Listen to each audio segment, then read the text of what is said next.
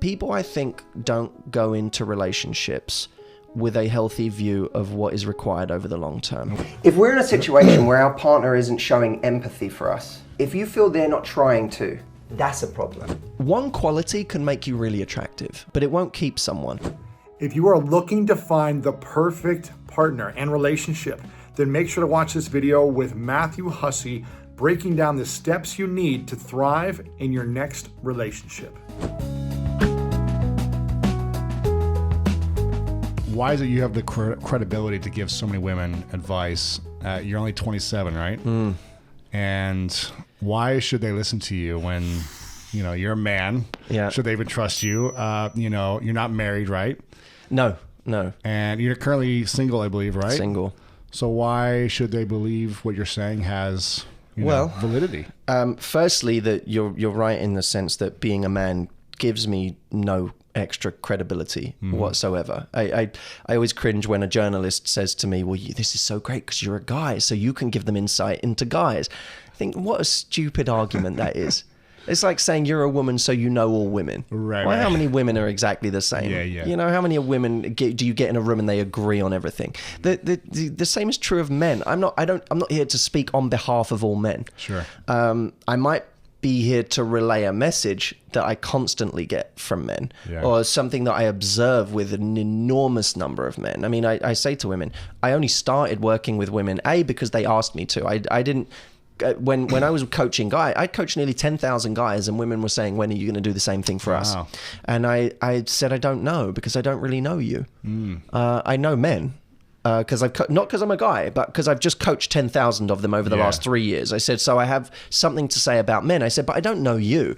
And they said, don't worry, we don't want to know more about us. We want to know about men. Yeah. So I said, well, that I can do. And I sat down and I started talking about some things that felt obvious to me based on what I'd learnt from men, but weren't obvious to them. A very simple thing would be that there were so many women out there that were saying, well, I want a guy who has the balls to make a move on me, right? And if he's interested, he's already coming over to me.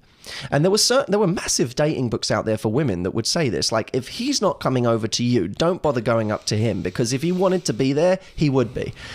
This defied everything that I'd ever seen, not just from every man I'd ever coached, but from growing up around men and even for myself. This is an area where my personal experience does relate to that lesson. I was terrified. I was terrified. The idea of walking up to a woman and saying I like you or I think you're cute. Yeah. I got brought up by my mum to be a gentleman, right? I was brought up to, buy flowers, buy the meal, don't ever let her pay, don't ever let her carry her bag, open her door. So at school, as a teenager, I got mauled by women for being that way. I got walked all over. Yeah. They liked me. They thought I was a nice guy, but I was the one holding their bag while they got with that guy. Right. So it didn't translate, and I knew as a guy, as a teenager, something wasn't clicking. And something about what I'd been taught about attraction by my mum, who taught me to treat every woman like a princess. Yeah. Something about that advice wasn't translating and wasn't working. Now, when I started hearing from these books written for women, if he likes you, he's already talking to you. I looked at that and I thought, God, you know what? I'm not a loser. I'm not someone who's got everything going wrong in their life and is like, oh, that's why he hasn't got the confidence. No, I was like a guy who had some great things going for him, and yet still I would look over there and go, no way. Yeah. I'm not doing scary, anything. Man. Terrifying. So I started to say to women, listen, firstly, guys, even the guys you want are nervous about coming over to you. So you might have to do a little more to make this a possibility. To make them feel good about themselves, comfortable to come over. Correct. And women will say, well, no, that's not true, Matt, because, there are these guys who always hit on me when I go out. Yeah, but it's the same 5% every time. Yes. Right? There's 5 to 10% of guys who will hit on everybody who walks in the room. Yeah. Right? But that's not representative of... And they're not getting the girls. Right. Very often they're not. They're not. There's a percentage of those who are like players who are good at it, who know how to do it. Just spit the game. game. Yeah. Actually, most guys aren't in that mode. Most guys aren't good at doing that, and actually don't wish to do that because they don't want to be sleazy and they don't want to seem like that guy. So I started saying, women, you might have to do a little bit more, and don't assume, because in a seminar, any woman who comes to my seminar will see this. I'll say, put your hand up if at some point or another you've said or thought, well, if he doesn't have the balls to come and approach me, I don't think he's my type of guy anyway. And like 90% of the hands go up. So I say, here's the thing, as a guy, when you live in a city, you probably see 30 women a day that you're attracted to. Yes. Right? You can't go up to every one of them. You can't go up to every one of them, nor would you wish to, nor is it convenient to. And sometimes you just see a woman standing with her friend and you're like, oh, do I really want to go and approach her in front of her friend and have the possibility that she's got a boyfriend and I'm going to have to walk and when away you get with rejected, you don't want to go do it again. It's horrible. Yeah. So I would say to them, if out of those 30 women that a guy sees in a day, he's going to approach the one that makes it slightly easier for him to approach her than the other 29. The one that says, it's okay for you to talk to me. Correct. However she chooses to do that. Yes. And that doesn't mean you making some big grand move. No. It just means, I call it, I call it dropping the handkerchief. When you, women who say, I'm old fashioned, I don't make the first move. I always say, then you're not old fashioned. Because 100 years ago, a woman would walk past a guy, drop her handkerchief and keep walking. The guy would see it. He'd say, this is an extraordinary opportunity to be a man. Yes. He'd pick up the handkerchief, rescue the girl, walk it over to her and say, madam, you dropped this. And she'd say, did I? And they'd now have a conversation. Now, he thought it was his idea. Yes, and she was but clumsy. She chose him. Wow. So I say to women, listen, this isn't about reversing roles here and you suddenly doing the guy's job. It's about you doing what women have always done and dropping the handkerchief. You just need to know how to do it in 2015. Wow. So that's... So what are some ways to do it? What are two or three ways that a woman could do this to create an opportunity for a conversation to happen? Right. So one of them is really, really simple. There was actually a book written by a guy called, I think, Richard Wiseman. It was called 59 Seconds. But one of the studies in the book that wasn't done by him, it was done by, I think, Jecker and Landy, was about the psychology of favors. And what they found years ago when they did this study, they were looking for the obvious, right? If I do you a favor, you'll like me more. Yes. What they actually found was if I do you a favor, I'll like you more. Because we like people that we're able to help in some small way. The only caveat was that the favor couldn't be something that was difficult to perform. If you ask me something that's difficult, I could get annoyed, right? And frustrated. If you ask me something that's easy for me to do and I get to help you in some way, I actually end up liking you more. So the psychology when done in the direction of man to woman is much more powerful because men have these two instincts, provide and protect. So now when a woman comes up and asks for a favor, he immediately gets to cater to those two male instincts that make him feel important. So the advice goes like this. If you walk up to a guy and you say, use this one first line and it will work time and time again. You say, I could really use your help with something.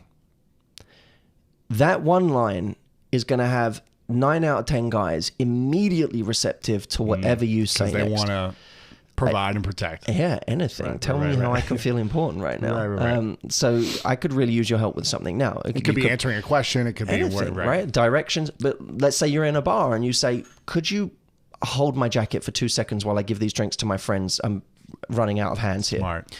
You then take your drinks, you give them to your friends, you come back, you take your jacket and you say, thank you so much, you're a gentleman. How's your evening going anyway?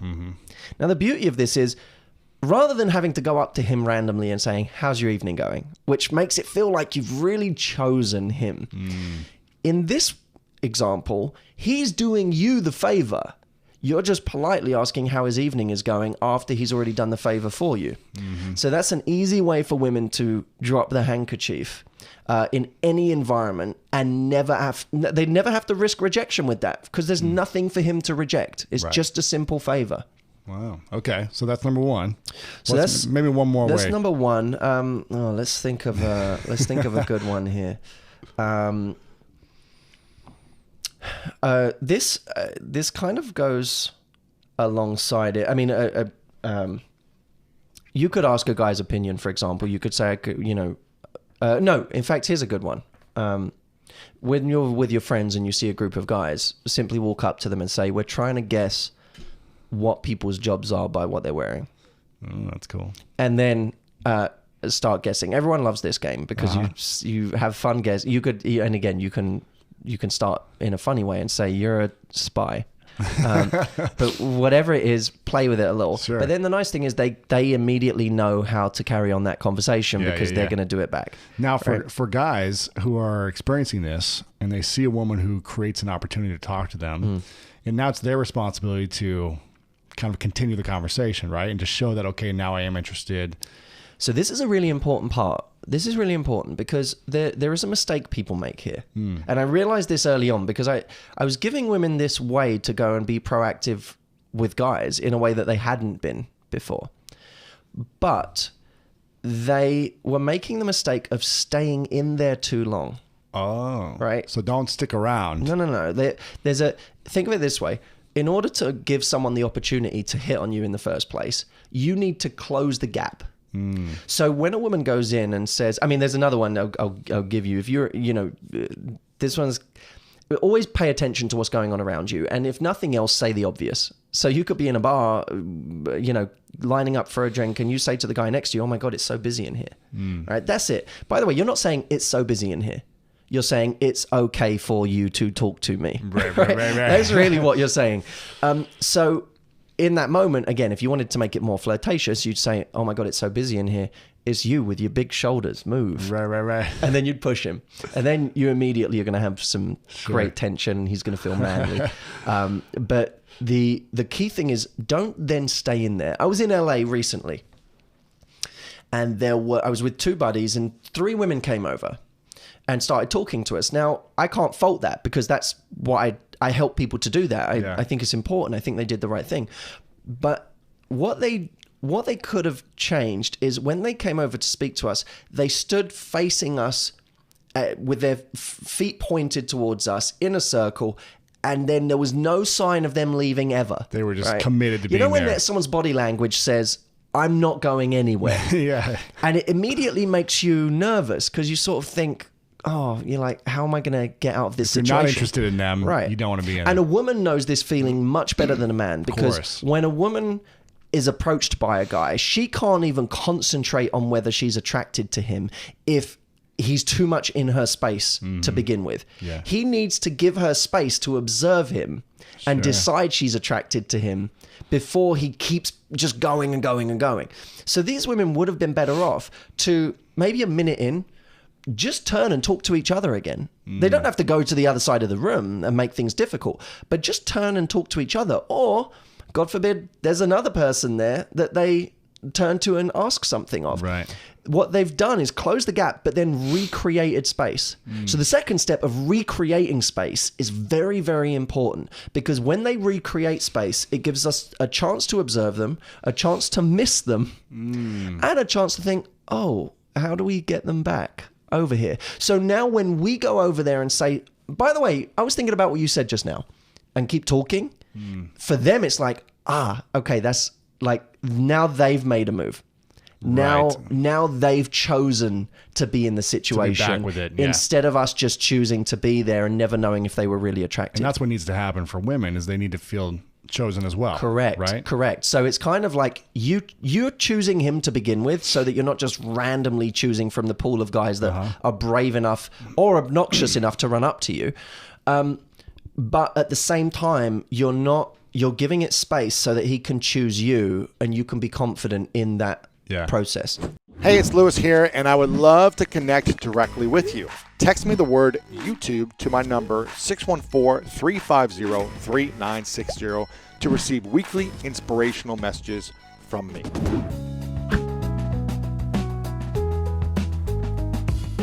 What's it going to take for us to not react to a situation where we feel hurt or like our expectation wasn't met from our partner and come from that place? God, it's so difficult. Because why do we react so much? Sometimes it's just space. Like how I need to take a moment to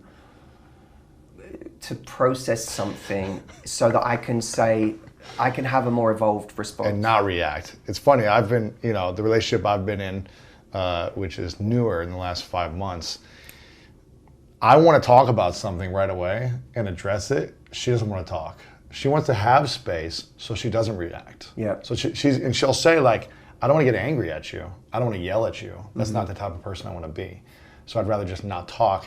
And then I'm in limbo and I'm like, I just want to like resolve this thing. Let's at least communicate and then we can move on as opposed to holding on to something for half a day or a few hours. Yeah. Here's the thing. Space is easy when you get a text you don't like. You know, or when you see something you don't like from afar and you're not going to see that person for a few hours or till tomorrow. Now you have space to go through, you know, I'm angry, you know, I'm really, really angry, I'm upset, I'm sad, I'm hurt, I feel rejected, I don't feel enough. You know, you can kind of cycle through those and then have a couple of sensible conversations with people whose opinions you respect. You and I have done this. Yeah, and be like, it's not that big a deal. Yeah, take a break. Sit down and you go, okay, this thing, I'm feeling this, and I'm hurt, and I'm this, and I'm that, and I'm that, and you have a couple of smart voices, either that come from in here, which is hard to do, which is very hard to get that objectivity, or that come, you know, from just one or two people whose opinions you really respect, who aren't going to tell you what you want to hear. Yeah. Who aren't going to tell you you're so right to feel that way. Get angry. You need someone who is brave enough and close enough to you and smart enough sometimes to recognize I'm concerned that you're overreacting to this, and that this reaction is not going to serve you. Yeah. And that I think you need to bring this energy to the conversation. That is extremely valuable. What's hard is when you get information in real time. And you're with the person, and you're in the same room, and now you're dealing with trying to process and create that, you know, okay, I'm trying to get to a more positive place here, while being asked to communicate in real time. Well, real time elicits reflex responses, and reflex responses are often very harmful to a relationship. It's the reflex responses are often based on instinct, and instinct is very, very dangerous. False instinct. We're so often told, you know, trust your instincts. And that's just not often great advice. If you're not emotionally intelligent and if you're jealous all the time, then having a jealous instinct isn't necessarily the best thing. But some of these instincts are kind of hardwired, right? What we're doing with a lot of our better nature is overcoming certain programming that we have. You know, in a riptide, you get pulled out to sea.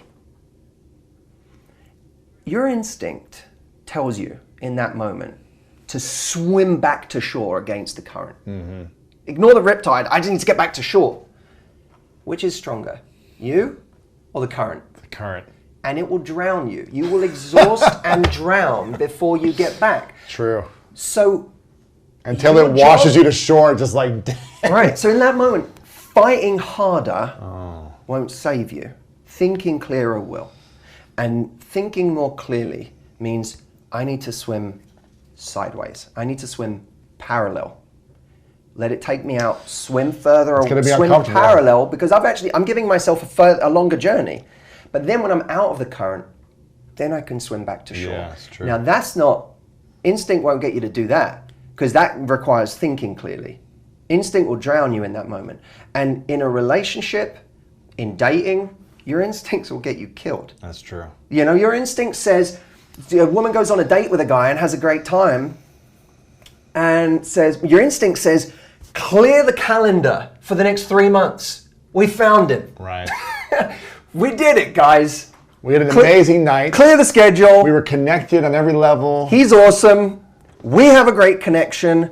Clear the calendar. This is what we're doing now. Wow. Even if, I'm not even saying someone who hates the rest of their life. You can like your job and still be so caught up in the chemical rush of this was amazing that this is all you want to do now, right?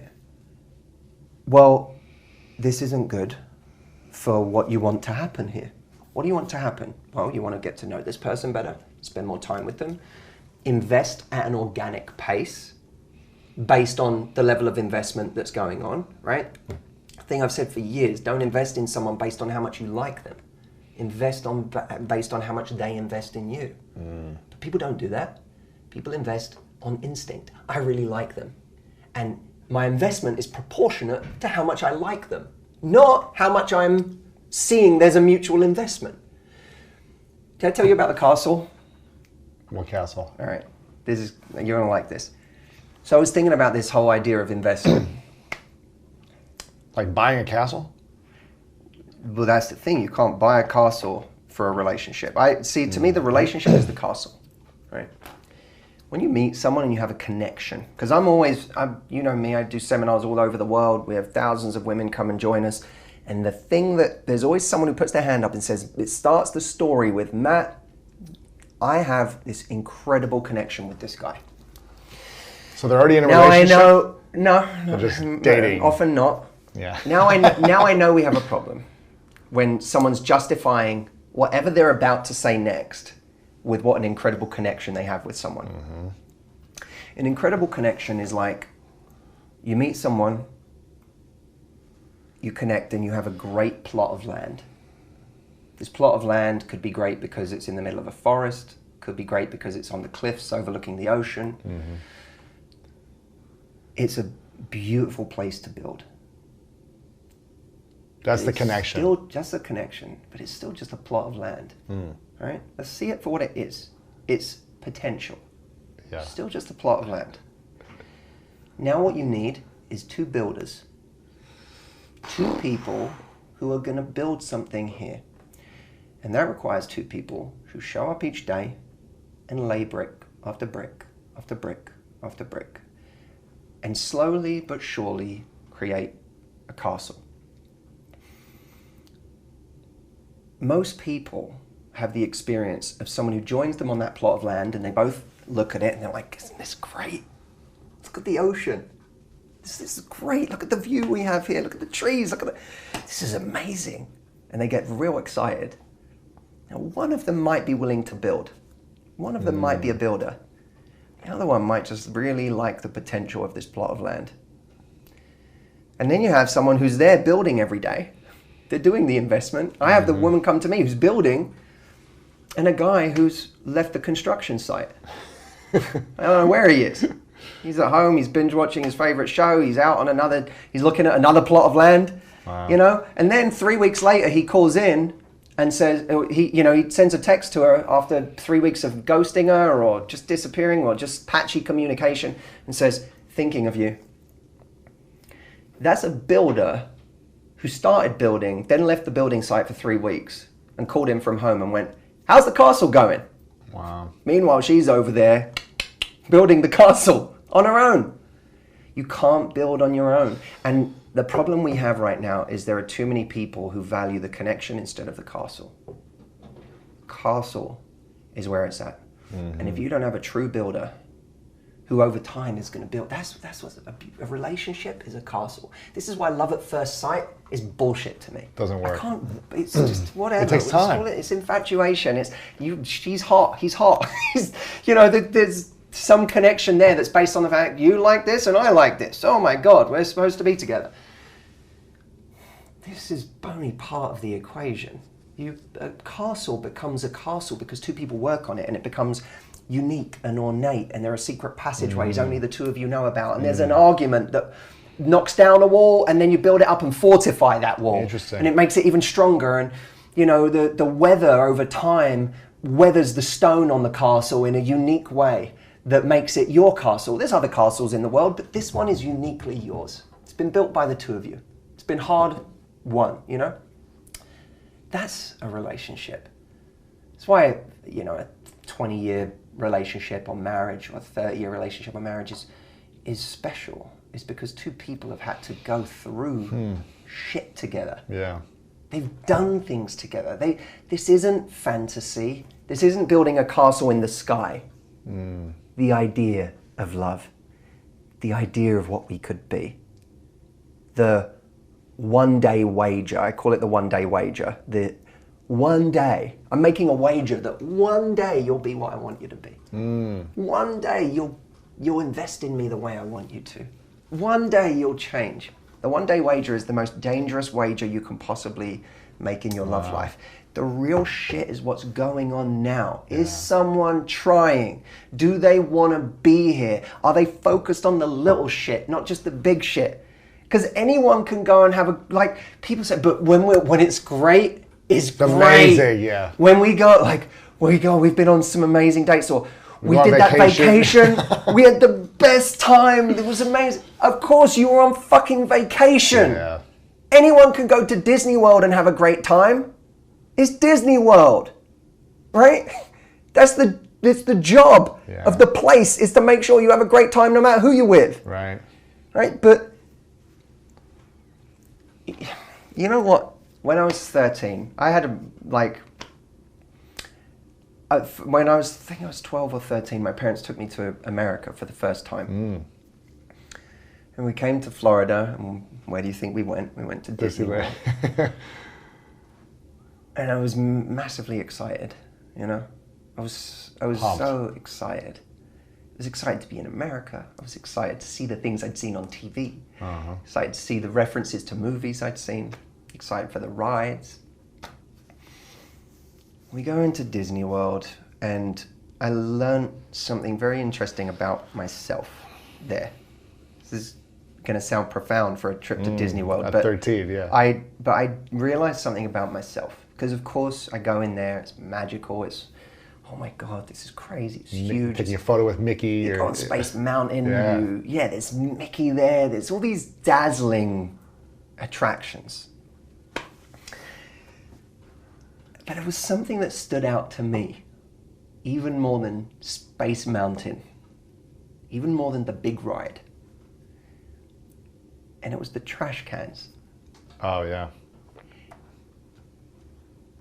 On some level that maybe I couldn't fully articulate at that age, I saw the trash cans and I was moved by it. I said, someone cared enough about this place to theme the trash cans. Yeah. The trash can in Tomorrowland is a futuristic trash can. The trash can in, Indiana Jones Land or whatever it's called is a tiki bamboo trash can. The trash cans were different depending on where you were. It's amazing. Someone cared so much about the detail of that world that they styled and themed the trash cans. It moved me. Yeah. I've never forgotten that. Wow. The trash cans in life. And I've thought about that endlessly in my business. When I do retreat, I just got back from my retreat, and someone came, I told this story on the retreat, someone came to me at the end of the retreat because of all the little details we put on the retreat, the little, it's not just a seminar or an event, it's, we hold parties and inside those. Experience. And it's an immersive world. It's like, we like to think we've created the immersive theater of the self-development world. And someone came up to me at the end of this retreat and said, you achieved trash can status. And that's big. The 13-year-old in me wanted to cry. Wow, that's amazing. Right? And it moved me again, and I thought, that's what I want. And I thought about this even today as I was coming here, and I was like, you know what? This absolutely applies to relationships too. Often in a breakup, often when people are going through difficult times with their partner or whatever, the thing they go back to is, but we had that amazing trip. But we had those amazing times. They go to these highlights. They go to the Space Mountain of their relationship. They go, oh, but remember when we met Mickey? It's that, right? The meeting Mickey moment of their relationship. But relationships are about the trash cans, man. It's the trash cans. Yeah. Because guess what? In a day at Disney, you ride Space Mountain once, maybe twice. How many a times moment. do you use the trash cans? Every day. All the time. Every 20 minutes, every 30 minutes. It's the trash cans. And what will define your relationship is the trash cans. not Space Mountain. The lower moments, the messy moments. That are barely noticeable. The moments, the micro attractions. The moment where we do something sweet, where we think of our partner when we didn't need to, and we worry about the day they had, or support them, or even just support them silently or in private, you know, or support them by what we don't bring to them. Or it's the detail. It's the detail. And that's what's going to determine how great your life is. And my concern is, and we've all been there, my concern is the number of people out there who are staying in the wrong thing because of the Space Mountain of the relationship. The few moments that were magical. Or they're spending too much time grieving the loss of the wrong thing because all they remember is Space Mountain. Interesting. But they don't think of how shitty the trash cans were. And the trash cans, that's the stuff. That's the day to day. Yeah. How good was it day to day? This is the difference between being in love and being happy. What is the difference between love and happiness? You can be in love and be really unhappy. Be suffering inside and be in love. You can be in love and be having a relationship that's causing you constant anxiety, constant heartache, constant pain, feeling overlooked, not feeling important. You can be in love and all of those things still be true. How crazy is that? We think that love is this thing where it's like, it's rational, like I'm going to be in love with this person who brings me joy. Not true. And we need to start worrying more about happiness.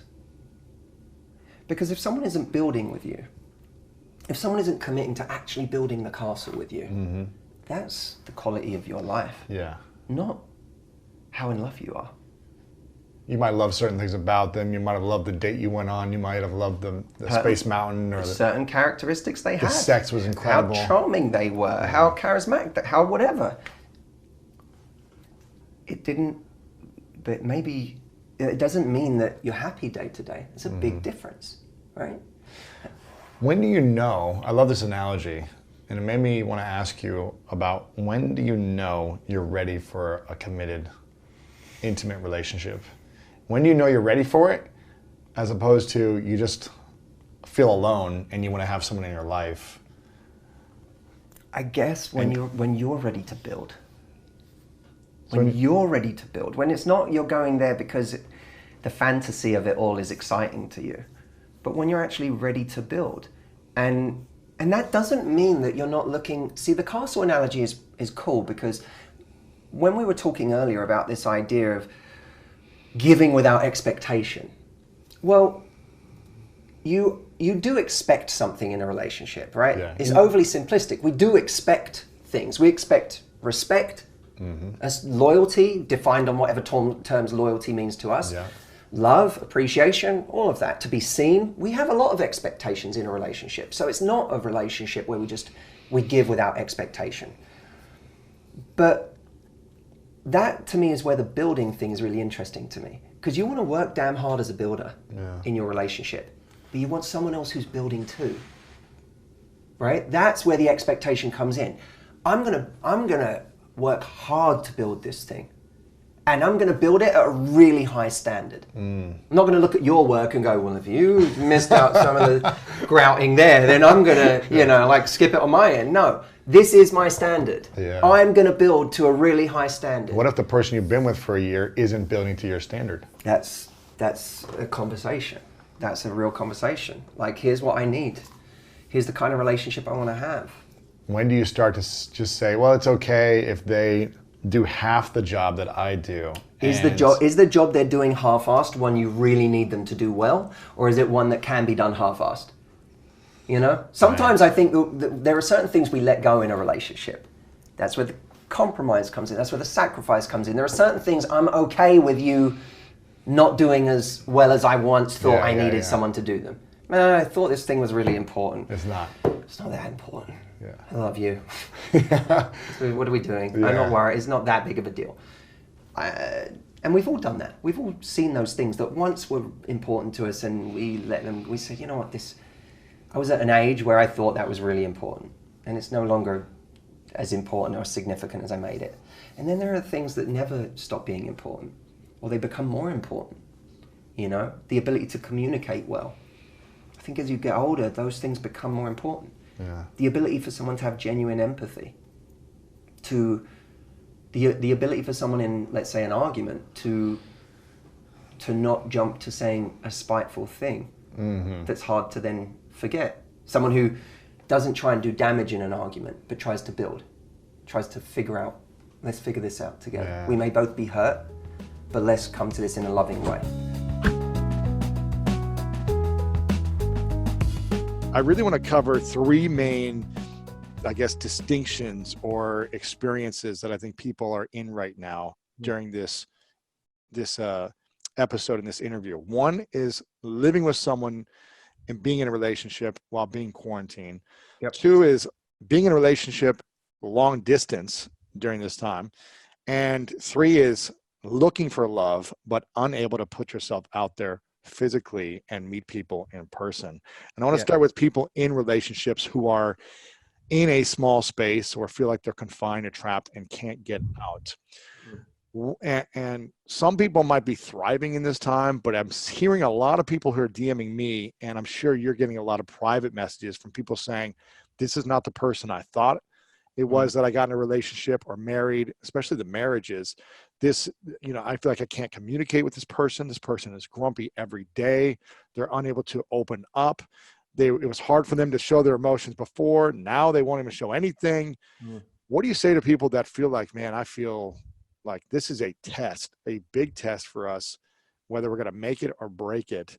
Should people be so quick to ending something if they can't figure out this time of adversity? Or do we give people a pass because everyone's stressed out?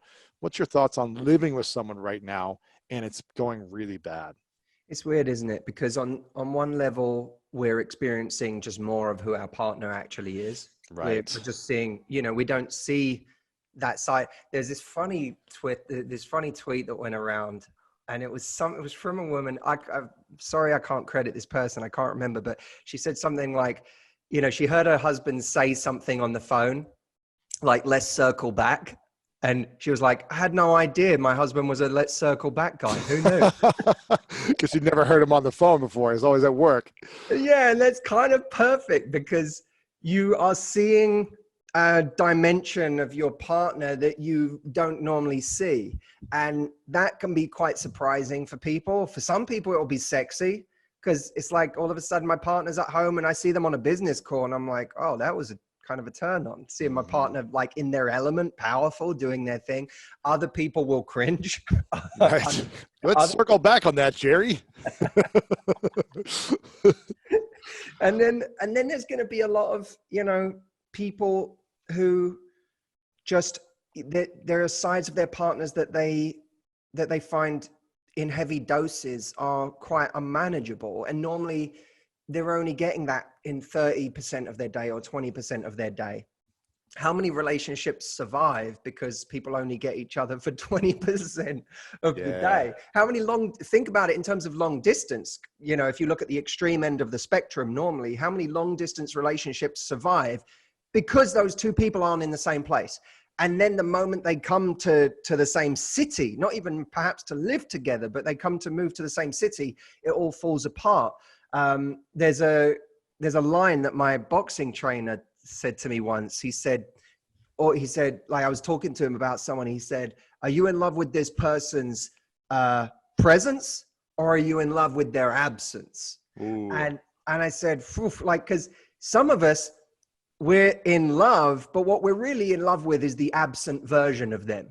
Yeah. The version of them we can talk about, we can think about, the version of them we can fantasy. Yeah, we can project something onto them.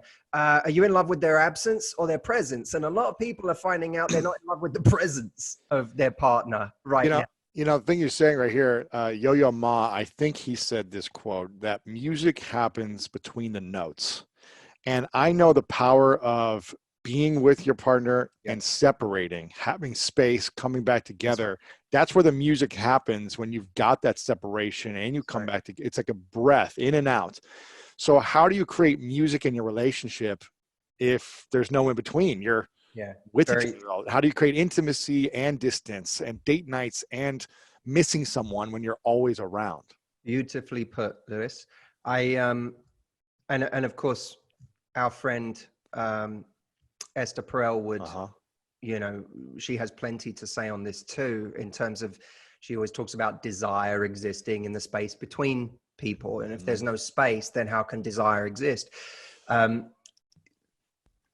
Look, there are different extremes people are going through right now. If you live in a big house with somebody and you can disappear to your side of the house and they theirs, that you're already in a luxurious position compared to many people who are living now in a studio apartment with someone in a, you know, 600-foot studio apartment, and they're you know, the bed is the desk, and you could basically fry up your eggs from the bed. The kitchen is so close, you know.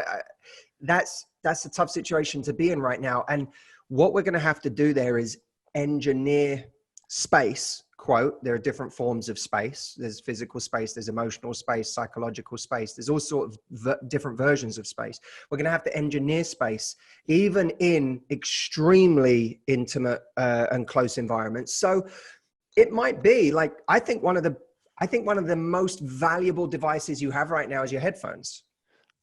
Like I honestly think your headphones are like those you should like be stocked up on at least 3 pairs if you live with someone in a 1-bedroom flat. Because in that situation, it's not rude to go into your own world and to say, like, what we have to do is communicate with our partners when we want space, but we've got to be a bit careful how we do that, because it can easily come across like, I'm sick of you, right?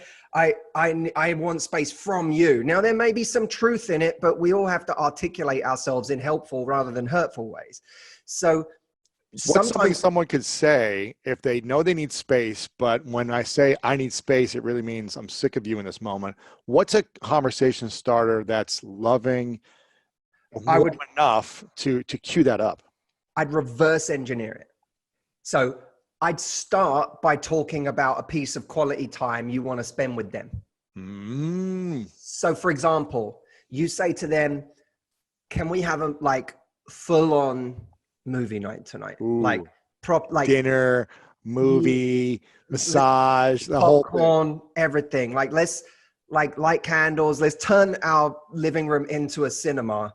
And like make it like, let's have a surround sound. Yeah, like have a real movie night tonight. Let's lose ourselves in it and pretend we're at the movies. And that could apply to anything. Let's have like you and me time, like a real dinner tonight. Let's do this tonight. Like whatever's your thing.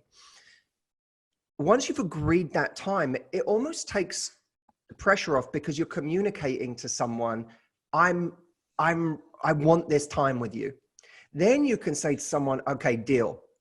I'm going to like disappear into my work for the next few hours so that we can enjoy that time together. Or, you know, I'm going to do this project for the next few hours. I'm going to do this for a little while. And sometimes I think it's important to give a time period for it, rather than saying like, you know, just putting your headphones in and doing that. And then you have the anxiety of, are they hoping that I'll take my headphones out any minute and pay them attention again or whatever? Saying to them like, all right, I'm going to focus on this for a little while. And then giving them a kiss. It's almost like you are giving them a kiss to kiss them goodbye for work. Like, you know, even if you're just turning to put your headphones in.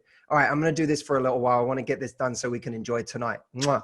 All right, let's go. It's like you're signaling something. And then, by the way, an hour later or something, if you take a quick break for a coffee or whatever, reinforce it. Say to them, I am so excited about our movie night tonight. Okay, gotta go. Mwah. Yeah. And then, you know, like you're making sure that you communicate that time is really special. That I want that to be special. But then you have to honor that. You've got to then, in the times where you say you're going to show up to spend really mindful time together, you got to then show up for that. I know that I've been in situations in my life where I felt when we had too much time apart, me and whatever relationship I was in, I would feel bad, or I would feel unloved or anxious, not necessarily because we were apart, but because I didn't even feel close when we parted. Right. So we'd wake up in the morning, that person would go off for the day or I'd go off for my day. And it's not that we were apart for the day that would really bother me, because if we felt close first thing in the morning, I'd be like, see you later. Have a great day. Yeah. Like, listen, like I'm excited about mine too. But if you are starting the day from a position of not feeling close and then you part ways for the day, You feel even more disconnected. Even more disconnected. Someone might feel anxiety that they're not loved, that they're not important, that they're not. So it compounds it. You earn the ability to take space or to go off and go into your own world by actually giving that person or sharing meaningful moments with that person before you do it. It's not the amount of time, it's the quality of the time and the presence of your quality of time. I think that I find, which is most powerful, at least in my relationship, where I may only have a half hour to an hour of time a day, certain days, maybe right now, but my phone is not anywhere near me. I am looking in her eyes the whole time. I'm engaged, asking questions. How's your mom? How's your family? How's this? Tell me, what can I do for you? Can we play a game right now? Can we do something fun? Can we dance a little? It's the presence to the quality of time. And I'm sure the more time you have, better, but it's got to be quality time from my personal experience. Are you finding that that's what, I guess, women and men want as well when you're coaching people? Oh, these issues go both ways. Yeah. You know, men can have the same insecurities as women can in these situations. And it comes down to which partner might feel busier, which one has got more to do right now. It could be like, it's a tough situation. If one person in a relationship right now and they're living under the same roof feels like they've got tons to do and tons of purpose and tons, like I can lose myself in my mission and what I'm doing right now. And their partner and be fine. And the partner has lost the job or lost this or. Right. Or I haven't figured out what my thing is yet. I don't know what, you have your mission. I don't know what I'm supposed to do. I'm waiting for you to come home every day. Yeah. Right. Yeah. I'm sitting here picking random hobbies out of thin air because I feel like everyone keeps telling me now's the time to learn a hobby. So I'm like, should I learn guitar? Should I play right. Or worse, I'm on social media watching everyone else's perfect relationship and everyone else thriving, and I feel less than. Yeah, exactly. And that, by the way, we've got to be really careful of that right now. We're used to comparing ourselves to others on social media through the lens of, we're seeing their highlight reel of their life, oh, they're traveling now. Look at them sipping a beach on the cocktail. Look at them doing this skydive. We're seeing the highlight reel of their life. I think now we're seeing the highlight reel of people's emotions. So in quarantine, people don't have that life, right? We've not got all of these activities that we could be doing, but we're all of a sudden seeing that moment where someone's just finished their yoga workout and they post and they're like, I got this quarantine, just did my yoga, blah, blah, blah. And you're on the day. Exactly. But exactly. But you're not seeing like Matthew Hussey in the moment where he's like super grumpy and like irritable and just like, this is not my day and I'm not feeling it today and I don't want to make a video today. And I've made a point of saying things like that out loud because I think it's important that people get the full spectrum of what other people are going through. Because guess what? Other people are going to dark places. Mm-hmm. Other people are having their freakouts. Other people are having those moments of depression or deep melancholy. People are having those, but it's not necessarily the things that they're posting about, especially in the worlds that we operate in, Lewis, where there's a hell of a lot of people wanting to show how well they're doing under circumstances, how positive they're being, and so on. What's the biggest mistake people find today when trying to find their love or find someone that they, their soulmate? Oh my God. What's the biggest mistake? Is it being yourself? I think there's something of a sense of entitlement that most of us have, or that most people have when they're going out to date, where they somehow feel like they're just owed the love of their life, that it shouldn't be difficult, that they don't have to do anything, that it's enough that they are just them. You know, it's the, you know, that there's, I don't know if you've ever seen Bridget Jones, but there's a line in Bridget Jones where, forget his name, Colin Firth, I think it is. He's looking at Bridget and I think he says, I love exactly how you are. I love you. Like no changes, nothing. I love you exactly how you are. And sometimes we feel like we're owed that. And it kind of becomes an excuse again, to be lazy, to grow, not to, you know, I don't, frankly, it doesn't really matter what you think you're owed in love. Yeah. No one cares. I think it's the same thing with work, and you know, so many people are entitled and they think they should just get a job. You know? And so the biggest criticism I get all the time, which I'm happy with as a criticism of my advice, is, well, why do you need to do all of this stuff?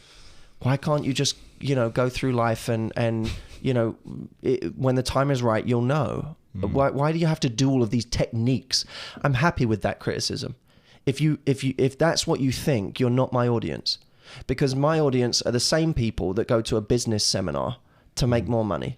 They're the same people that say, you know what, if I want to start a business, I might actually need to know what the hell I'm doing. It's not enough to have confidence in life. You have to have competence. Yeah. You have to actually know what you're doing. And that's what a lot of people don't know in their love lives.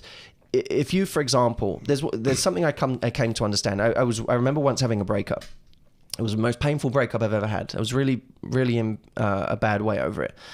And a while later, I spoke to this woman on the phone, and I had said to her in a brave moment on the phone, I said, why did you want to break up? Because, by the way, you talked to the woman you were dating. Yeah, the one that had later on the phone. Later, like a year or two later. It was less raw. I was feeling a little more. And how long was the relationship for? A couple of years. Okay, wow. Right. And I was pretty cut up about it. Now, the funny thing was, to make a long story short, she had actually done something I didn't like and that I thought was inappropriate and disrespectful. And I remember going to her the next day and saying, I think we need to break up. During the relationship, she did this, yeah. Yeah. And she then said to me, okay. That was when I knew she was breaking up with me. It wasn't, you know, when you think you're breaking up with them. No, she was already doing it. She was breaking up with me. And what was so painful about it is that she didn't mind. I thought she might get upset. I thought, no, she didn't mind. And that was the most painful part about it.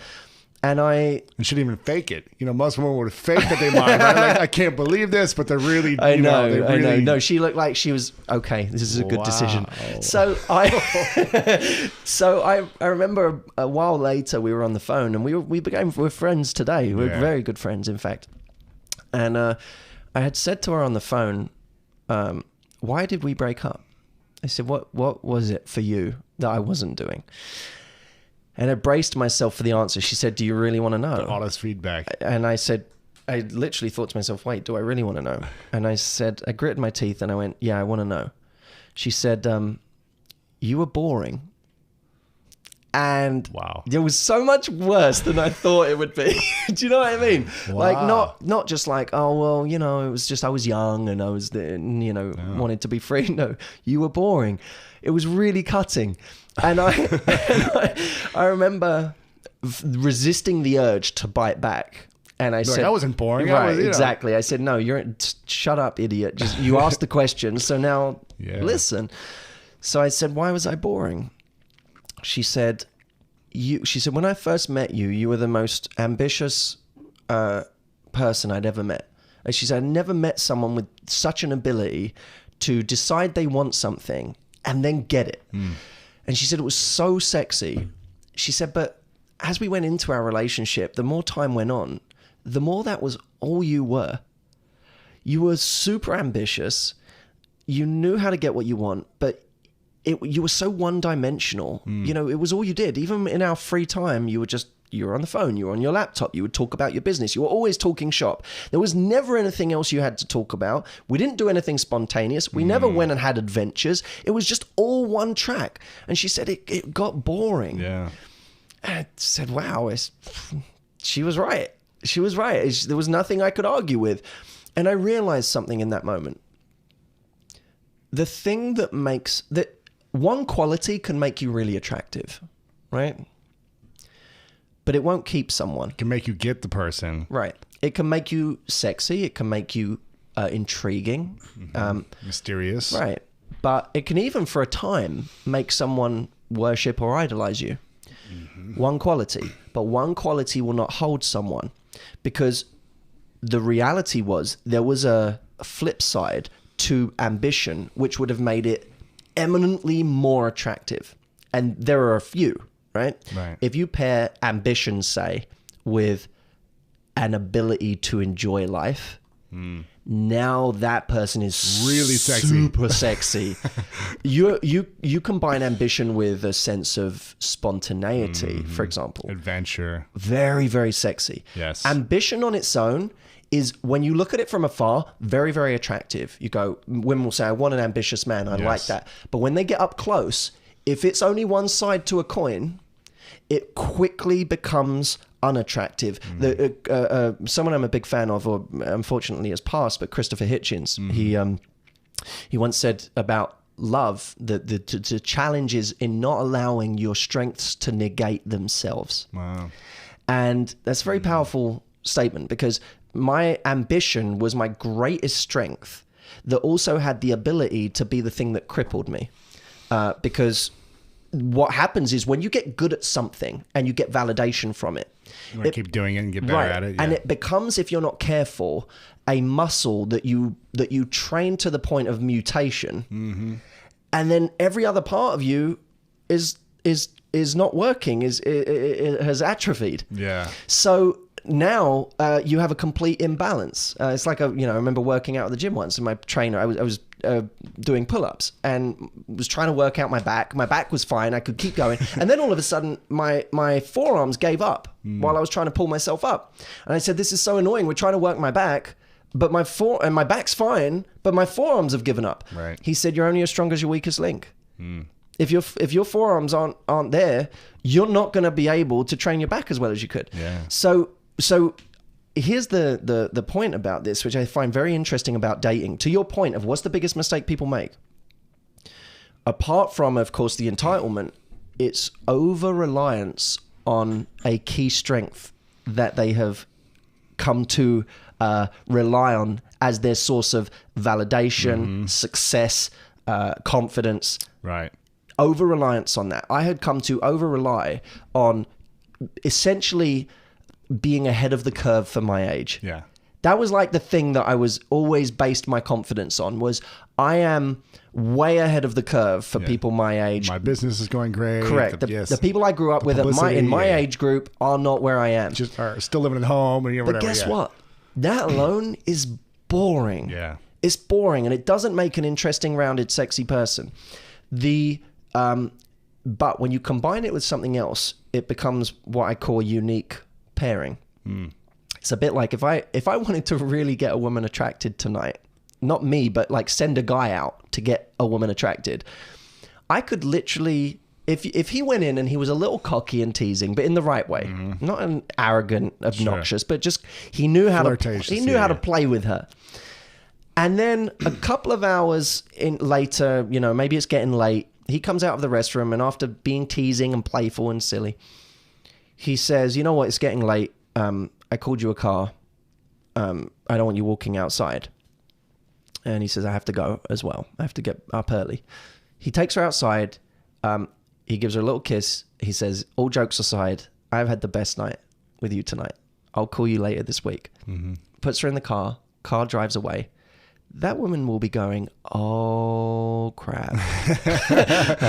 I like this guy. Yeah. Now, the reason wasn't because he was a gentleman, and it wasn't because he was cocky and teasing. It was because he was both. Both of them. Yeah. It's the and. If he does just one thing, it's not interesting enough. Because you can replace the cocky guy like that. Yes. Women know that. Yes. They can go out tonight and meet a cocky guy in Hollywood any night of the week. They can go out they don't even have to go out the next night. They can turn to their left and meet another one straight away. Right. By the way, even though people complain about chivalry is dead, you can go out and meet a gentleman. You can go out and meet lots of nice guys. But that's all they are. Right. Incredibly boring. Women will never... Too nice. They don't hold a woman. Yes. Right? So, but now you find like what seems to be a good man, but with an edge. That's a interesting. unique pairing. Yes. And that's someone that becomes not an attraction, but an addiction. Ooh. And there's a big difference. So I believe that we will actually, I believe these pairings already exist within us, but we've overtrained certain muscles. We've overtrained certain qualities that we've gotten used to as habit. Yeah. For some people, it's being funny. Sure. For other That's all they people, do, it's or- being intellectual, and they're the person that knows everything about everything. They've read every book. They can Sure. always quote so and so. For others, it's being seductive. That's the thing they got really good at. So they're really good at getting someone into bed or getting someone sexually attracted, but they're never the person you want to eat pizza with the next day. Right. So it's like it's finding those combinations that make you go, oh my God, the person I was with last night, they were this and they were this. It's the and. The and is where I it's wonder what at. else they could do. Exactly. And by the way, interesting. that's what makes it so hard. I say this to everybody. If you want to know why you found it so hard to get over a certain ex, look for the unique pairing. Ooh, because they had multiple things that were very interesting. There was some unique pairing that made you feel Addicted. like they were difficult to replace. Oh. And that's what scares us. The more unique pairings you have, the more you become a rare bird in the dating marketplace. Right. Right. And when you become rare, people get really terrified of losing you. And that's always the case. Whenever you think of someone you've lost and you think, God, like your heart aches for having lost them. For like months and months. Yeah. It's because you go, it's not because you go, they were good in bed. It's because you go, they were good in bed and they made me laugh. Like I never And find they were that. nice to my parents. And I took them home and she was a sweetheart to my, like there's those moments where you go, God, I can't find this person again. And that terrifies you. Yeah. So again, to be more positive about it, be the person that has the unique pairings that other people are terrified of losing. Yeah. I like this because I feel like, well, I don't feel like, but the statistics show that the divorce rate is up higher than ever right now, right? Isn't it something like 50%? I don't know if you know the numbers. I hear these. No, You hear the numbers? I hear 50% banded around. How Yes. accurate it is, I don't Who know. knows? But it seems like people are getting married multiple times, and they're easy to get out of relationships. They're, and I'll speak for myself. I am a lot of fears about long-term commitment. Most of my relationships are a year, maybe longer, but usually about a year. And then I'm like either bored or I get scared because I have my own walls and I still get to grow and learn. For sure. I'm curious, why do you think so many people bail in relationships? And why do you think so many people are getting divorced more than ever now? Oh man, that's a big question. I think there are a number of things. I can have a stab at this. I think firstly, there is less of a stigma now than there has ever been about divorce. It's okay now, right? Right. Not, and certainly there are parts of the world where it's not, and there are certain religions and cultures where it's not, but certainly less than ever. Sure. Let's speak in America at least. Right. Yeah. There's less of a stigma Yeah. about divorce. We don't feel like complete failures in the same way that we might once have. Or there would have been Or a time where we would have been justified or- outcast from society Yes. for it. So there's that. I think there's also a greater sense of entitlement these days where people feel like they're owed marriage is you've met the right person, so it's supposed to all feel great. And when it doesn't feel great and when it's not all working, there must be something wrong with this person. Not with me, not with the amount of effort I'm investing into this relationship. There must be something wrong with this person. It turns out they're not the one after all. I thought they were, but they're not. The search continues. So, Wow. The entitlement has people believing that it shouldn't be effort. And that's a very dangerous way to think of relationships. Yeah. If you really want to see who someone is in their relationship, talk to them about sex and passion and desire in their long-term relationship, and you'll get some very heated answers, because some people will say it's absolutely paramount you have to maintain that passion. You have to find new ways to excite each other. Me and my partner, we're always searching. We're always exploring each other. We're always trying to figure out like what's going to turn you on tomorrow. What's the like how do I do something that you didn't predict, or how do I get you to know me a little less so that you get desire again? Whatever it is. Other people, and I've had hosts on TV get very, very uptight and upset over this issue, and it's usually they're overplaying their hand when they do. They'll say, well, Matt, it's different when you're in a marriage, when you have kids, when you're in those situations, it's different, right? You can't just think of it like that. Matt, think other things become more important, and I always know who they are in their relationship when those things happen, because people, I think, don't go into relationships with a healthy view of what is required over the long term. And what is required? Well, there's a woman who is a great authority on this called Esther Perel, and she talks about the difference between love and desire. And I'm a big fan of her work, and I think she articulates it very, very well. That in relationships, you have to have both love and desire. Love isn't enough. Love is the thing that makes me want to get close to you. When I feel things for you, I want to know your mind. I want to know everything there is to know about you. I want to know what you're thinking. I want to know what you're doing tonight. I want to know who your friends are. I want to become friends with them. I want to get close to your mom. I want It's all these things. That's love. The desire to almost become merged. But desire exists in the space between two people. So you feel desire when there's a void and when there's some mystery and when you're still getting to know someone. So desire, ironically, is the thing that ends up creating love, because desire is like, I want to get close to you because I don't have you. And then when I get close, we feel feelings of love, but not desire now. Right. So how do you keep that after years and years? And that's a great question. And it's a big one. I think there are many answers, and I think they change depending on the couple. So what you're saying first before you answer is you've got to have both love and desire throughout the relationship in order for it to be a successful one, let's say. In order to satisfy your needs along the way, because I think many people get divorced not because there's a lack of love. I mean, sometimes that's true. Sometimes it's true that two people don't give each other enough love. They don't act as a team. And there are problems with that. Right. But a lot of people, it's too not much because time of together, lack of love. A lot of people, it's because of lack of desire. Interesting. That create these weird moments in relationships where sometimes people cheat, or maybe it's not going as far as cheating, but they realize that they're having all of these thoughts that they're not proud of. Maybe they just have to leave because they think there's something wrong with them because they're bored. I got a question on the Today Show recently. I mean, I was on the Today Show recently, and me and Kathy Lee, got heated over this issue because, there was a guy on there whose question was, my kids have just gone off to university. How do we're now, basically what he was saying is the kids have all left, so now it's just me and my wife. Now what? So how do me and my wife now keep it fresh? And there's a great quote by Proust when he says, I think it's the journey of discovery lies not in seeking new landscapes, but in seeing with new eyes.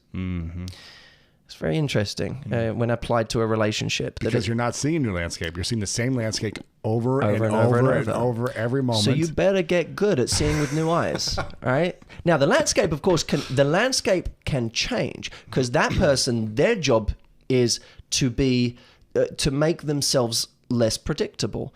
And you don't do that by playing hard to get with your partner necessarily. No. But what you do is you grow. You develop new skills, you learn new things, and you develop yourself in ways that keep your partner guessing about you, because they're like, oh my God, I have to keep up. Yes. I have to keep up with this because they keep evolving. Yes. And that in itself, you can start to desire your partner more because you feel like you know them a little less. Not because they're now hiding things from you, but because they're developing. And when someone develops and grows, you're like, oh my, I don't know this side of you. I need to learn it. And it sparks attraction again. So there's that whole thing. But I said to this guy, I said, I know everyone's going to tell you, now your kids have gone off to university. Now you have all this time to spend together. I said, but the problem is you're going to have nothing to talk about. Because you've said it all. You said it all, and you've been together this whole time. So there's nothing new I said, to talk about. I said, I'm going to give you a kind of strange piece of advice. I think you should use this time to spend some time apart. Wow. She go on holiday and you go on holiday, and then come back and tell each other about it. You know, have that some space so that when you come back together, there's a little mystery to it. You know, that it will be scary. And this is why people get very emotional about this, and they get upset because they're like, what do you mean get to know my husband less? What do you mean like spend time apart? We're supposed to be like this the whole time. But what they don't realize is you never know your partner as well as you think you do. So the idea that you're like this and you know everything about them is a complete illusion. And secondly, you doing that is death to the relationship. So if you really care and if you really are a team, you'll be able to trust each other, but you'll be able to give each other space to create that desire again. Yeah. Otherwise, you're suffocating each other. Yeah, absolutely. So I think that's another thing that people don't anticipate when they're in the feelings of love and desire all mixed together early on, and they decide to get married. They don't anticipate that over the long term, and I think many of us are out there making promises that we cannot keep.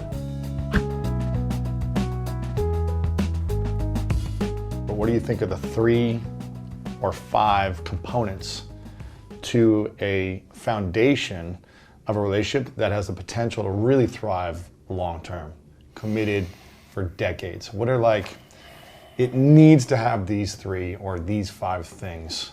Otherwise, it's going to be really challenging to sustain this type of love and joy and happiness. I mean, a couple of simple ones, I guess, are I need to show up for my partner in ways that they need me to, not just ways that are comfortable to me. In other words, pay attention to what your partner actually needs. Because it's really easy to say, you know, I'm going to bring them lunch every day. That's like, I'm a really good cook, and I'm really, you know, I want to slave away every morning to bring them lunch every day because, you know, that's me giving. Maybe they don't need you to bring lunch every day. Like, maybe they don't care. Maybe what would mean the most to them is them getting home and you really being interested in their day.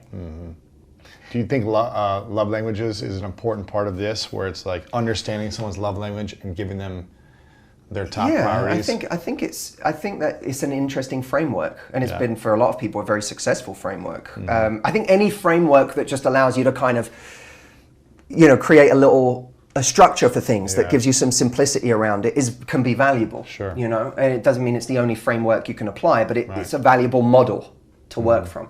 So showing up in ways that they need. So showing up in ways, not what do I want to give, but what do they actually need. And I think that's a lot of conflict in relationships, because I think you need to understand, do I want to do something that's uncomfortable every day, that's not foreign to me, or that's foreign to me, or do I want to find a partner that enjoys the things that I like to give? Well, that's an interesting question. You know, so probably any relationship is going to be a bit of both, but sometimes it works even without, like, that's a kind of compatibility issue. But I think it even works outside of that in day-to-day stuff, because you might say, the thing I want to give to my partner is an awesome, you know, night together. But maybe what they need is an awesome night with their friends. Yeah. And maybe the most loving thing you can do is say, hey, I know you haven't seen this person in a while. You should go and see them. I know that relationship is important to you.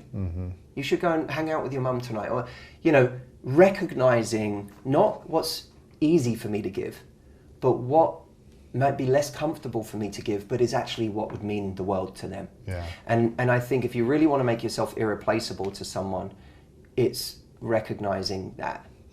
Because no one else is going to do that for them. I mean, you know what I mean? Like, some maybe, but it's really rare to find someone who's willing to do that for you. Okay, so that's number one. The second thing is to work on yourself. Yep. And to say, I'm responsible for me. My partner isn't responsible for me. I need to do the work to be the most loving, confident person I can be in this world. What are the fulfilled, has their own purpose, has things that drive them. That to me is very, very important. What's the first thing people should do work on themselves? Because you threw a few things out there, but what's like... I mean, firstly, do you have, maybe here's an interesting question you can ask yourself. If I had 10 hours free right now, what would I do with them? Interesting. If you can't give a good answer to that question, you might already be describing one of the weaknesses of your relationship. Yeah. And binge watching a series is not the best use of your time. It's, you know, that, if the answer is, oh my God, well, I have my purpose, the thing I love getting stuck into, or it doesn't even have to be some grand purpose. Not everyone has found like their life's calling, but it could be, I really want to learn this language, or I really want to see this friend, or I really want to go and, you know, whatever it is, read this book or learn this thing. Take care of my health. Yeah, I can't wait to get to the gym.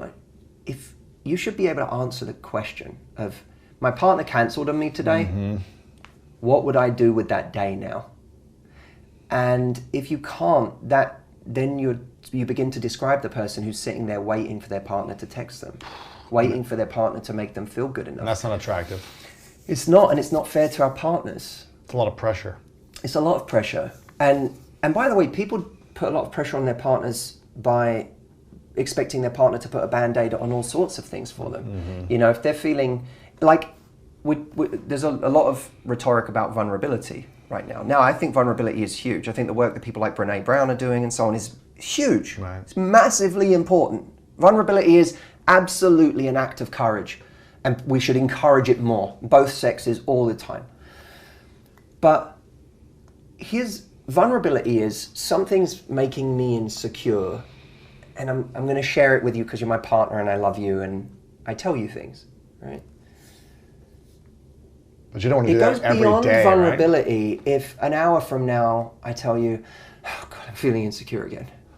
And then an hour from now you go, that thing's affecting me again. Yeah. And tonight, because now, in a way, what we're doing is instead of sharing, we're dumping.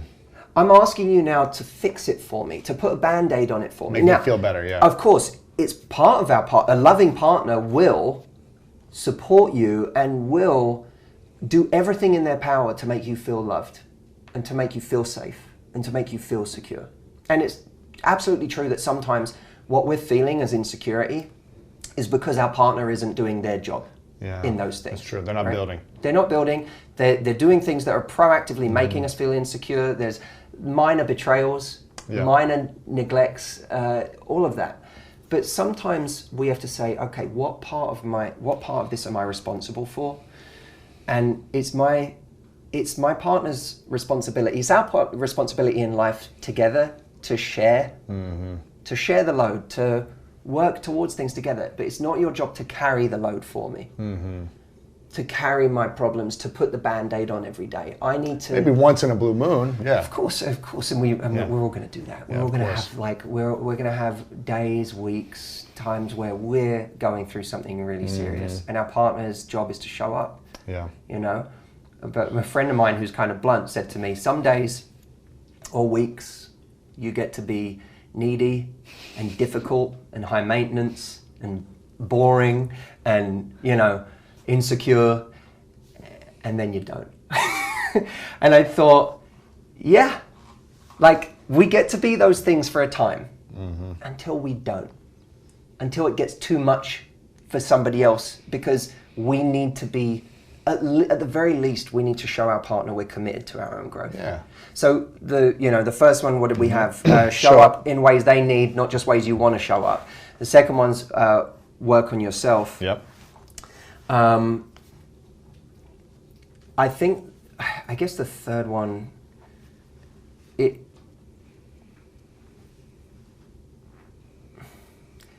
me, teamwork is everything. Like being a genuine team is huge.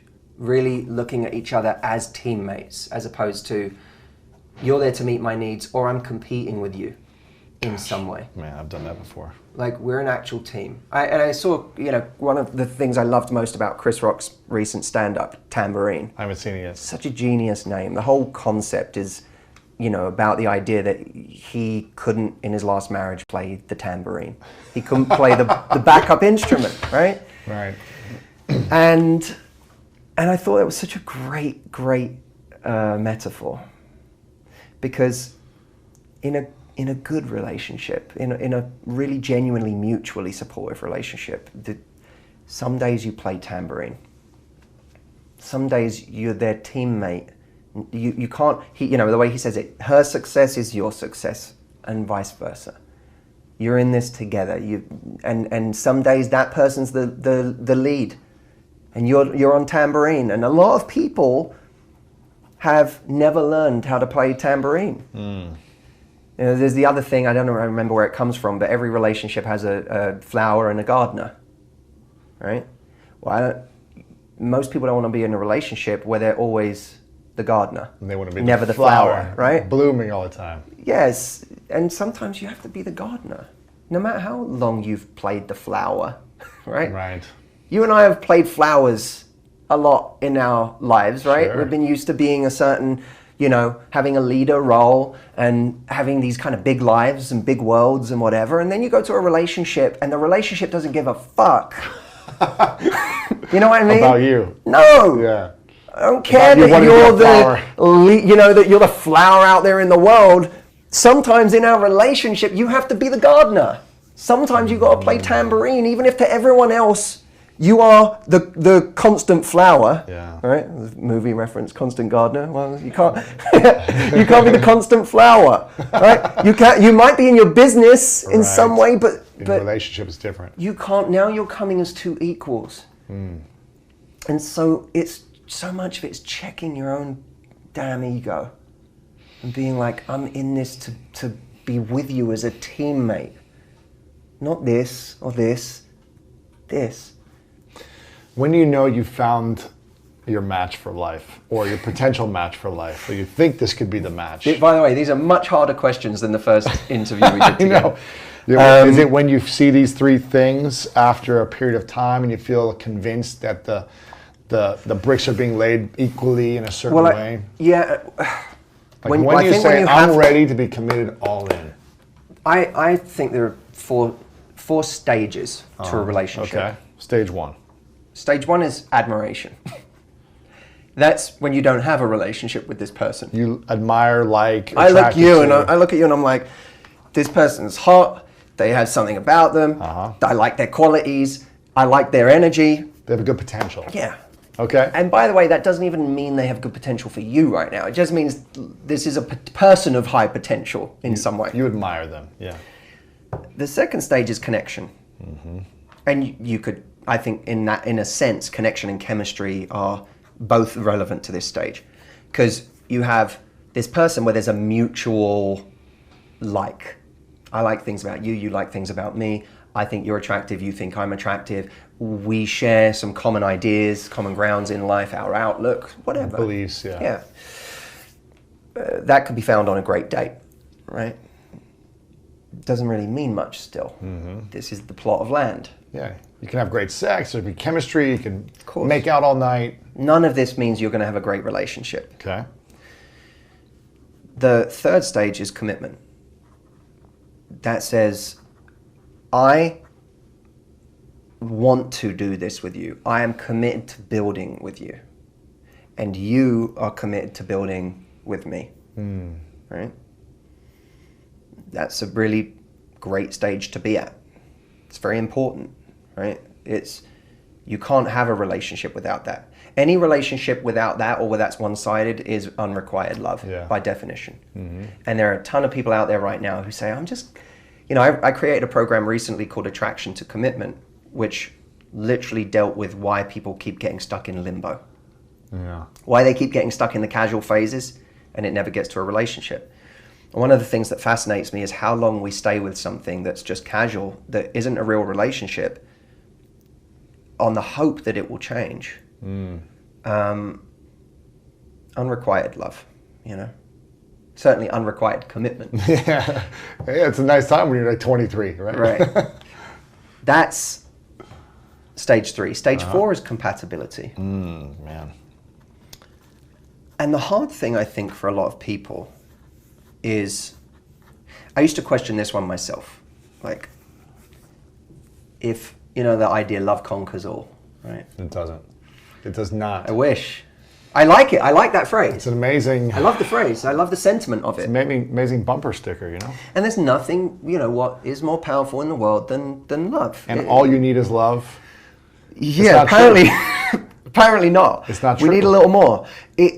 You can have love without commitment, right? And you can have commitment without compatibility.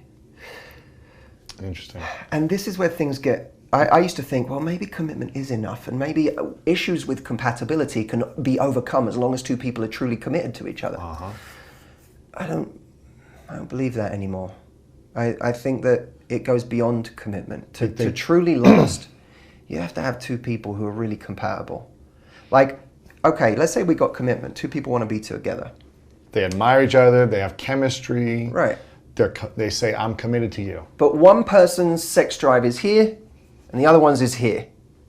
Not compatible. This is going to be difficult.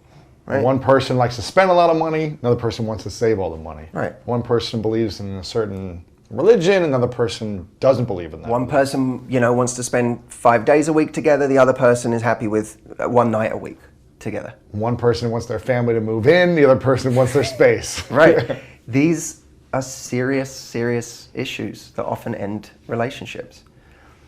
And so, to me, if you want to say how do you know when you found your match? All four. 4 stages. All 4. I admire this person. We have connection and chemistry. We have genuine mutual commitment, and we're compatible. Yeah, I'm really curious about how people can start to see that, okay, it might not be your fault that you're not meeting a lot of people, because it's not just tied into your dating life, it's tied into everything. How hard you're working or how much exhaustion you experience working, you would never imagine actually has a tremendous impact on your ability in your dating life, in your ability to flirt, in your ability to go and take on new activities. Because you don't have the energy. No, you don't. Now you have the creative energy to go out and say, okay, I'm going to approach this person online and do a special FaceTime that's chat right. and do something creative. The irony is right now people have more energy to date, but it's harder to date because they're at home. Right. John Kay wrote this book called Obliquity about how results are achieved indirectly. So if you want to get rich, don't focus on making money, focus on all the things that provide a valuable service, that add something to the world, that give you time to think. And that's what makes you, quote, rich financially. It's not focusing on getting rich. The same is true of our dating lives. It's all of those things that we don't even associate with our dating lives that have a tremendous impact on our dating lives, whether it's, reading books and now you have something to talk about on a date. Who would know that reading Bertrand Russell's essay on In Praise of Idleness would have an impact on how interesting you are on a date? Well, it does, because now you can this is a date, right? We're on a date. We're having a conversation. We've got plenty to talk about because I read a book this week. Because I'm making myself more interesting by learning, by practicing something. And who would think that reducing your workload or that saying no to more is going to have an impact on whether you meet the love of your life? Not through any direct reason, but indirectly, because saying no to more means you have more energy, which means you have more time for active leisure, which means you're putting yourself in more situations where you might meet someone. You do join that running club. You do go to that evening lecture. You do join that cooking course where you just happen to meet someone. Yeah, I think Tony Robbins was the one who said this, that the key to a successful relationship is creativity and caring. And it's the amount of your creativity and the amount of your caring towards someone else and focusing on them, their needs, being creative towards it. And hopefully that will be reciprocated so that they're caring and creative with your needs and your attention and your time. It's the ability to do both. And if you're caring, but you're not creative, you're eventually going to lose that spark, energy, intimacy, desire. It takes both, and you're the expert, so I don't know if it takes more than that as well, but obviously I think you got to be creative when you're trying to find someone to date. If you're not creative, why would they date you? Just on how you look. One of the most valuable things I did this year was to go with you to Poland, which you very kindly invited me to be part of that little tribe. And it was one of the most valuable things, not for the obvious reasons that people would think, that look at you're overcoming something tremendously difficult by doing this immersion work in the cold, in the ice and snow. It was one of the most valuable things I did, because at the beginning of the year, instead of racing into my work, instead of racing into all of these, the treadmill of another year, we took a week, put the phones away, and we just had time to think, to talk, to listen to other people with other businesses, with other points of view, and to do something that was different to anything I would normally do. That sparks creativity like nothing else. And one of the reasons that we get stuck in business is because all we do is our business.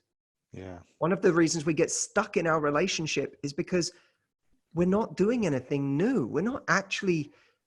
It's not like you need to shake things up. No, it's not about shaking things up. It's just about giving yourself like something new to engage a part of your brain that you don't normally engage. It's why a couple that decides to like go dancing for the night, who normally would think that's embarrassing and awkward and wouldn't normally do it, find that it changes something. It changes something in the relationship for a couple of days. We don't give ourselves new things to think about enough. And we're traversing between business and love and everything here, but I think your audience, I know they love that, as I do as well. For many years, Lewis, I was in, I would say no to many, many things outside of the direct scope of my company, because I would see that as me being laser focused on growing this thing that I really cared about. And I would see anything else that wasn't to do with that as a distraction. Yes. I had a very utilitarian approach. And meanwhile, I would see my brothers painting and cooking and doing, doing other things like writing, and they would explore other interests. And it's not that I didn't for one second look down on that. I just thought, but I need to focus myself 1,000% on this if I'm going to get to where I want to be. I've come to look at that as focus is a strength, but it can also be a weakness, because it stops you from doing other things that would actually give you a different level of creativity in that core thing that's really interesting to you. And if you never do anything outside the scope of what you do, you're going to find quickly you don't have a lot to say. And that's a problem. Sometimes you have to do something new. It doesn't even matter what it is necessarily. It just matters that it takes your brain to a different train of thought, a different idea, a different moment. I had a hamster when I was a kid, and my dad once, I used to keep his cage all neat and tidy, right? And it was the only pet I had. I think I was like 9 years old or something. It was the only pet I had because my dad was allergic to everything else. And I had this hamster. I used to keep his cage like really tidy. And like my dad, one day I come home from school and the hamster wheel is just turned on its side. And the hamster's just standing there staring at it. And I looked over at my dad and I was like, why is his wheel like that? I was kind of annoyed. I was like, that's his wheel. He's supposed to run on it. Why is it on its side? And my dad said, oh, I turned it up. I turned it on its side. Why? Why'd you do that? He goes, give him something to think about. And I thought, he goes, he literally said, he's in his cage. My dad doesn't like any, I today feel the same way, but even back then, my dad was like, why is he in a cage? Why do we have these things in cages or whatever? My dad said, he's in his cage all day. He has nothing else to do. It's the same wheel, same thing, everything's the same. I gave him something to think about today. And at the time I didn't get it. And I look back now and I laugh, but we're not like, sometimes we're so used to getting our house exactly the way we know it all the time and having the wheel just turning the same way.